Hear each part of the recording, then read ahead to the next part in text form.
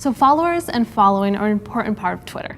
And I'm going to share with you some of the best practices to know who to follow, how to gain more followers, and then how to engage with them. So this is really going to help you build that audience that's going to be able to do actions that benefit you and your business.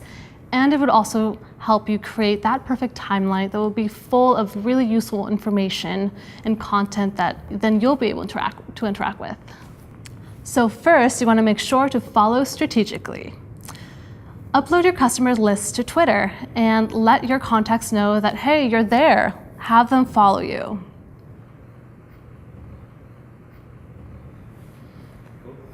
Secondly, you want to make sure that you're following your competitors. This is really a great way for you to find out what's happening in your industry and a great source of inspiration for you. You also want to search for hashtags and keywords that are relevant to your industry.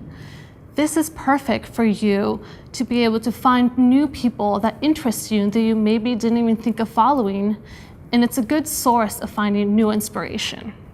You can also follow partners and your employees and ask them to retweet your content, because then that content will be amplified onto their networks and grow on from there. Also, searching hashtags and keywords, you might find influencers that you haven't thought of, and that's a really good source of inspiration and news for you. The most important thing here is to remember quality over quantity. Yes, you might want 5,000 followers, but are those 5,000 followers going to take actions that benefit your business in the long run? So it's okay to have a small pool, as long as you're really engaging with those followers and you're creating a relationship that you'll then be able to market and ask them to do certain actions on your behalf. You can also follow friends and family, but remember, be very careful about your retweet strategy. Maybe your followers don't really want to see a lot of this kind of personal tweets. So what a lot of people do is they set up a separate personal Twitter account and have a separate professional account, just so you keep these two worlds separate.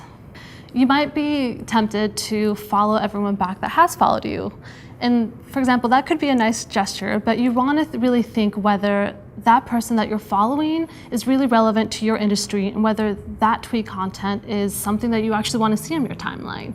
That person might have 10,000 followers, but maybe it's completely not relevant to your business. So it's okay to choose not to follow them back.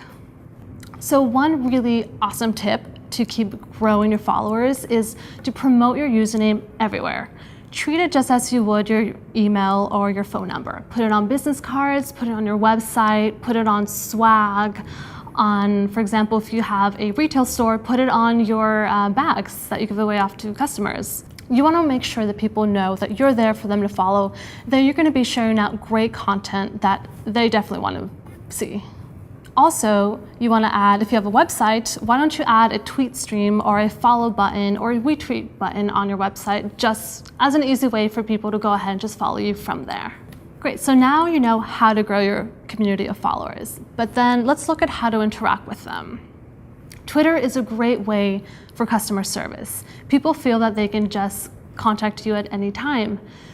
And so you might have to be ready to answer a lot of questions. What would help here is having an FAQ set up for maybe you or your employees can be ready to answer those commonly asked questions that come on your Twitter handle. So don't stress out about negative tweets. In fact, we found that people are 4 times more likely to tweet something positive towards a small business. But if you do get complaints, make sure that you're ready to answer those. First of all, you want to make sure that you have set up the right tone and voice that you want to be replying to your customers. Is it going to be a casual and friendly voice, or is it going to be kind of more professional? Definitely lock that down before starting to reply to customers. And if you do get a negative complaint, don't stress too much about it.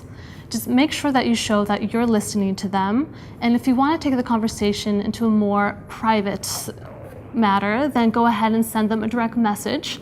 Ask for their details from there. You can go ahead and also push to a support email if you have that. Or also, what a lot of other businesses do is they have a dedicated support handle that is taking just questions and answering questions from customers.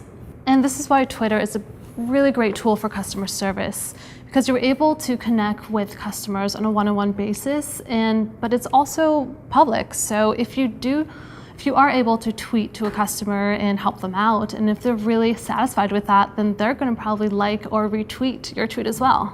So of course, there's more to tweeting than just growing your followers and doing customer service. Now that you have the best practices to gain your following, let's learn how to really engage with them and give them the content that they're there to hear from you.